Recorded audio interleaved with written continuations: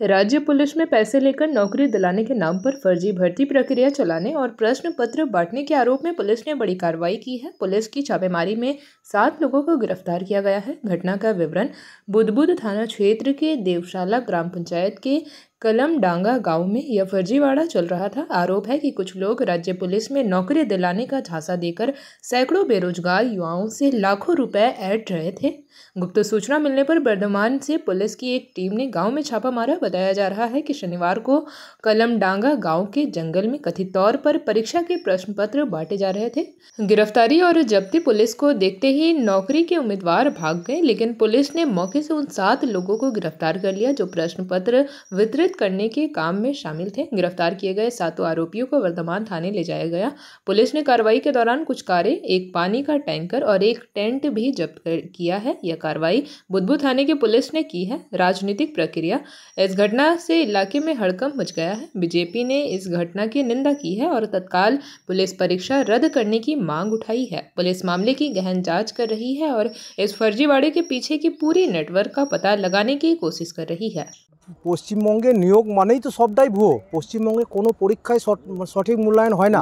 পশ্চিমবঙ্গের কোনো পরীক্ষায় সঠিকভাবে সঠিক নিয়মে হয় না।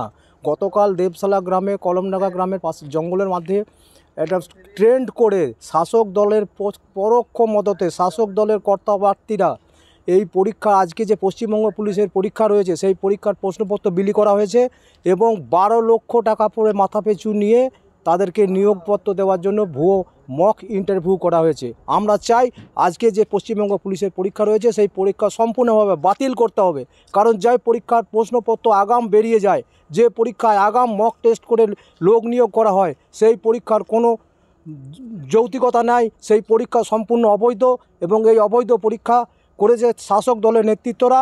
শাসক দলের আমাদের দাবি এই চক্রের যে মূল পান্ডা সেই পান্ডাকে খুঁজে বের করে তাকে অবিলম্বে গ্রেপ্তার করতে হবে এবং দৃষ্টান্তমূলক শাস্তি দিতে হবে। তার পাশাপাশি এই পরীক্ষা সম্পূর্ণভাবে বাতিল করতে হবে। এই পরীক্ষা অবৈধ পরীক্ষা, এই পরীক্ষার মাধ্যমে কোনো নিয়োগ হবে না, কোনো নিয়োগ হওয়া সম্ভব নয়, কারণ এই পরীক্ষা সমস্তটাই জলাঞ্জলি দিয়েছে শাসক দল।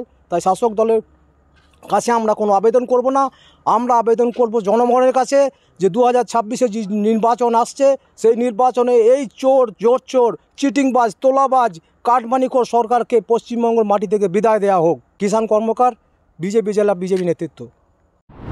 जेपी भारत लाइव, भारत की बात जेपी के साथ। वीडियो को लाइक करें, शेयर करें और चैनल को सब्सक्राइब करें।